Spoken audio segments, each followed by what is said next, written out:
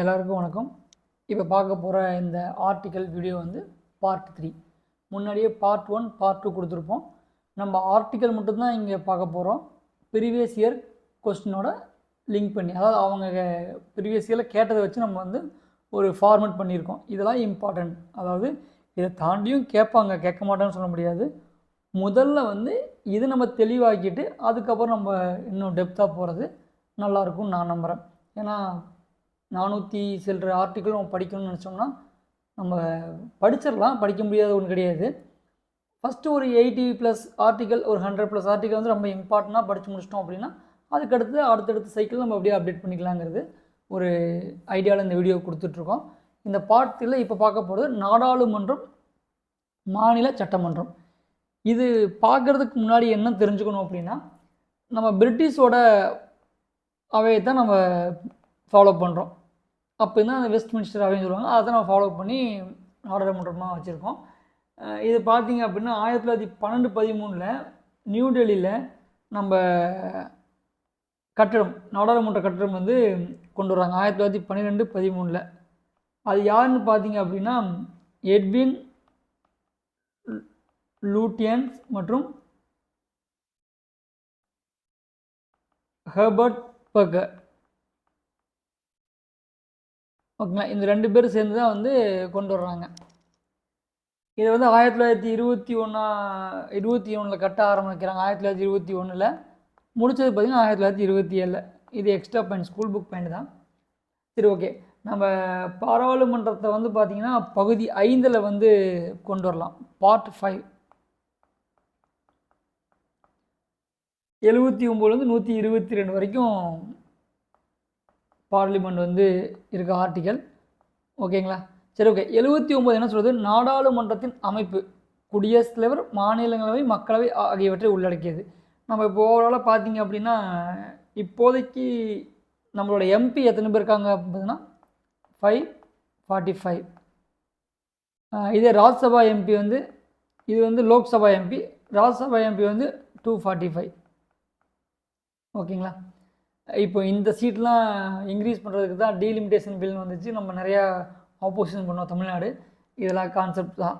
Okay, அடுத்துக்கு இப்போ article 80 மாநிலங்களவையின் அமைப்பு, 81 மக்களவையின் அமைப்பு. ராஜ்யசபா வந்து 80, 81 வந்து லோக்சபா. 108 108 அப்படின்னாவே ஒரு அவசரம். அப்போ ரெண்டு பேர்த்தையும் கூப்பிட்டு ஒரு கூட்டம் போடணும் அப்படின்னா இரு அவைகளின் ஜாயின்ட் சிட்டிங்.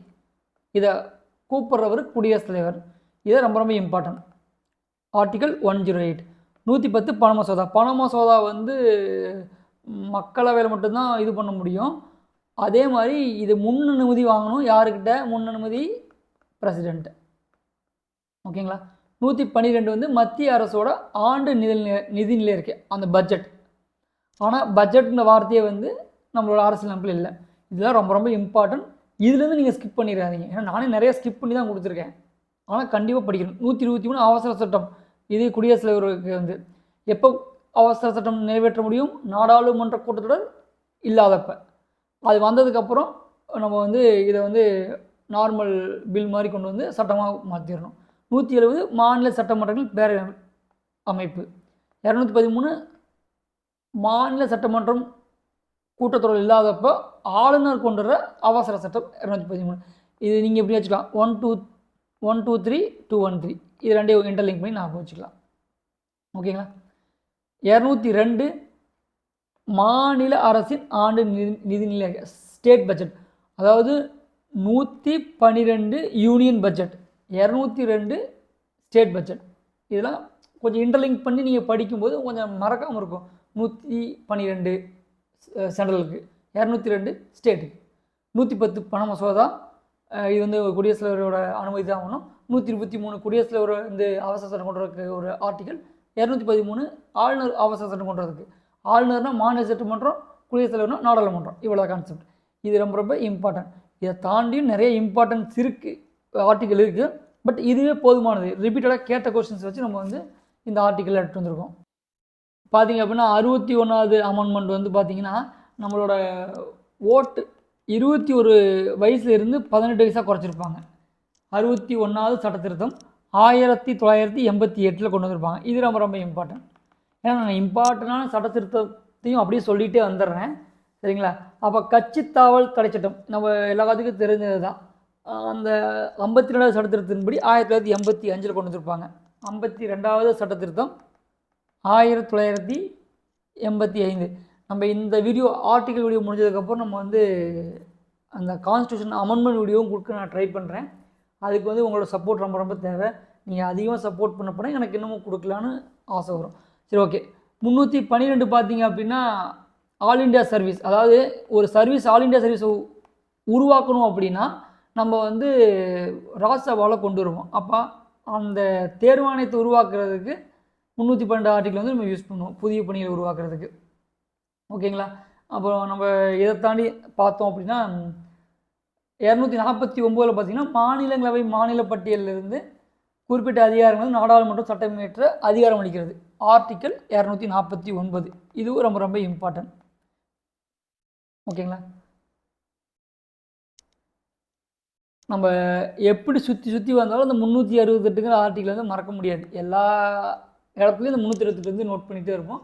368 பகுதி 20 பார்ட் 20 368 பார்ட் 20ல் 368 இருக்குது.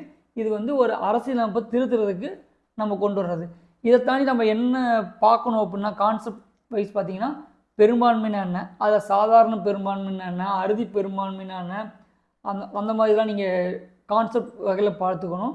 அதுக்கப்புறம் இந்த இம்பார்ட்டன்ட் கேசஸ், இந்த அடிப்படை உரிமைகள் மீதாக வர அந்த சங்கர் பிரசாத், கோலக்நாத், அப்புறம் வந்து கேசவநந்த பாரதி, மினர்வா மில், இந்த மாதிரி நிறைய வழக்குகள்லாம் இருக்குது. அதாவது வரலாற்று சிறப்பு வாய்ந்த வழக்குகள் நிறையா இருக்குது. இந்த வழக்குகளில் என்ன சொல்ல வருது, இது எதுக்காக இந்த கேஸ் ஃபைல் பண்ணாங்க, அது ஒரு ரிசல்ட் என்ன வந்துச்சு, அந்த தீர்ப்பு மூலம் என்ன நம்ம அரசியலமைப்பில் ஒரு மாறுதல் வந்துச்சு, அதனால் ஏதாவது சட்டத்திருத்தம் வந்துச்சா இல்லை வரலையா அப்படிங்கிறதெல்லாம் வந்து நம்ம வந்து தெரிஞ்சுக்க வேண்டியது இருக்குது.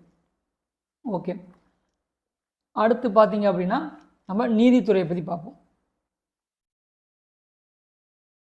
இப்போது நீதித்துறையில் பார்த்தீங்க அப்படின்னா நமக்கு பிரிட்டிஷ் தான் நம்மளோட நீதித்துறையே வந்து ஒரு கட்டமைப்பு கொண்டு வந்தாங்க. அவங்க தான் வந்து உச்சநீதிமன்றம் கொண்டு வந்திருப்பாங்க. கல்கத்தா, சென்னையில், மெட்ராஸ்லேயும், மும்பையில், எல்லாத்துலேயும். இதெல்லாம் வந்து பிரிட்டிஷ்க்கு முன்னாடியே நமக்கு வந்து கொண்டு வந்திருக்காங்க. பட் நம்ம சுதந்திரம் பண்ணதுக்கப்புறம் உச்சநீதிமன்றம் பார்த்தீங்க அப்படின்னா ஜனவரி 28, 1950 வந்து துவங்கப்பட்டிருக்கோம். கொஞ்ச நாள் வந்து உச்சநீதிமன்றம் வந்து பில்டிங் இல்லாமல் நம்மளோட அந்த நாடாளுமன்றத்திலே வந்து இருந்திருக்கும். மேக்ஸிமம் 1935 கவர்மெண்ட் ஆக்ட் இருக்குல்ல, கவர்மெண்ட் ஆக்ட் ஆஃப் இந்தியா, இந்த GY 1935 வச்சு தான் நிறையா சட்டங்கள் நமக்கு கொண்டு வந்திருப்பாங்க. இது வந்து ஒன்று நமக்கு தெரிஞ்ச விஷயம்தான். இந்த நீதித்துறையில் பார்த்தீங்க அப்படின்னா உச்சநீதிமன்றம், உயர்நீதிமன்றம். உச்சநீதிமன்றம் டெல்லியில் ஒன்றே தான் இருக்குது இப்போதைக்கு நமக்கு. அதான் வந்து நமக்கு வந்து ஒரு அல்டிமேட் கண்ட்ரோல் அவங்கள்ட்ட தான் இருக்கும். அதுக்கப்புறம் உயர்நீதிமன்றம், அப்புறம் வந்து மாவட்ட நீதிமன்றம், இந்த மாதிரிலாம் இருக்கும். இது பார்த்தீங்க அப்படின்னா பகுதி 5ல் உச்சநீதிமன்றம் வருது, பகுதி 6ல் உயர்நீதிமன்றம் வருது. இது ரெண்டுமும் கொஞ்சம் நீங்கள் தெளிவாக தெரிஞ்சுக்கணும். பகுதி 5ல் ஆர்டிக்கல் 124 இருந்து 147 வரைக்கும் உச்சநீதிமன்றத்துக்கு வரும். இதே பார்ட் 6ல் 214 இருந்து 231 வரைக்கும் உயர்நீதிமன்றத்தில் வரும். சரி, அதில் இம்பார்ட்டண்டான ஆர்டிக்கல் மட்டும் நம்ம பார்க்க போகிறோம். 124 உச்சநீதிமன்றத்தை அமைத்தல், சுப்ரீம் கோர்ட் ஆஃப் இந்தியா அது சொல்லுது. 129 வந்து கோர்ட் ஆஃப் ரெக்கார்ட், உச்சநீதிமன்றம் ஒரு ஆவண நீதிமன்றமாக செயல்படுறதுன்னு சொல்லுவாங்க.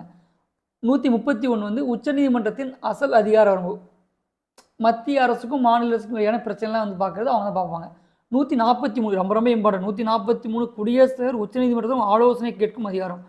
143 சொல்லுவாங்க. இது ஒரு கேஸில் நடந்திருக்கும், சரிங்களா? அந்த கேஸில் மறந்து போச்சு. அந்த கேஸில் வந்து இதே மாதிரி குடியரசுல வந்து ஆலோசனை கேட்பார். அந்த உச்சநீதிமன்ற ஆலோசனைப்படி தான் அவர் செயல்படுவார். பட் அதுபடி செயல்படணும்னு அவசியம் கிடையாது, பட் கேட்கலாம். ஆனால் வந்து உச்சநீதிமன்றம் வந்து ஆலோசனை கொடுத்தாகணும். 214 மாநிலங்களுக்கான உயர்நீதிமன்றம். இப்போ ஹைகோர்ட் வந்து இப்போ எவ்வளோ இருக்குதுன்னு பார்த்தீங்கன்னா 25 இருக்குது. ஒரு 2 ஸ்டேட்டுக்கு சேர்ந்து ஹைகோர்ட் இருக்கும். அது என்னன்னு சொல்லி கமெண்டில் சொல்லுங்கள். 226 வந்து பார்த்திங்கன்னா அடிப்படை உரிமைகள் வந்து எங்காவது ஒரு வயலேட் ஆகுது அப்படின்னா நம்ம வந்து நீதி பேராணை மூலமாக வந்து போகலாம். இது வந்து சுப்ரீம் கோர்ட்டுக்கு வந்து 32 யூஸ் பண்ணி போவோம். இது ஹை கோர்ட்டுக்கு வந்து 226 யூஸ் பண்ணி போவோம்.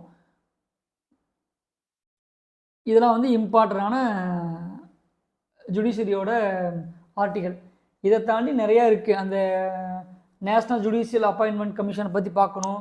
அப்புறம் வந்து கொலீஜியம் அமைப்பு எதுக்கு வந்துச்சு, அது கொலீஜியமுக்கும் அந்த நேஷ்னல் ஜுடிஷியல் அப்பாயின்மெண்ட் கமிஷனுக்கும் என்ன பிரச்சனை வந்துச்சு, மோடி கவர்மெண்ட் வந்ததுக்கப்புறம், மோடி அவர்கள் கவர்மெண்ட் வந்ததுக்கப்புறம் அது ஏன் மறுபடியும் வாபஸ் வாங்கிட்டு மறுபடியும் கொலீஜியமே வந்துச்சு, இதெல்லாம் நம்ம தெரிஞ்சுக்கணும். அப்புறம் வந்து இதில் பதவி காலம், நீதிபதியோட பதவி காலம் எல்லாம் நம்ம தெரிஞ்சுக்க வேண்டியது இருக்குது.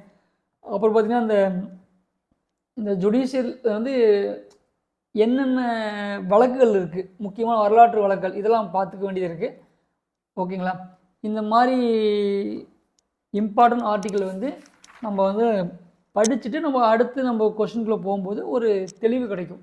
இந்த ஆர்டிக்கெலாம் ப்ரீவியஸ் இயரில் கேட்டிருக்காங்க, நம்ம இதை கொஞ்சம் அழுத்தமாக திருத்தமாக படிச்சுக்கணும் அப்படிங்கிறதுக்காக. அடுத்த வீடியோவில் பார்ப்போம். நன்றி, வணக்கம்.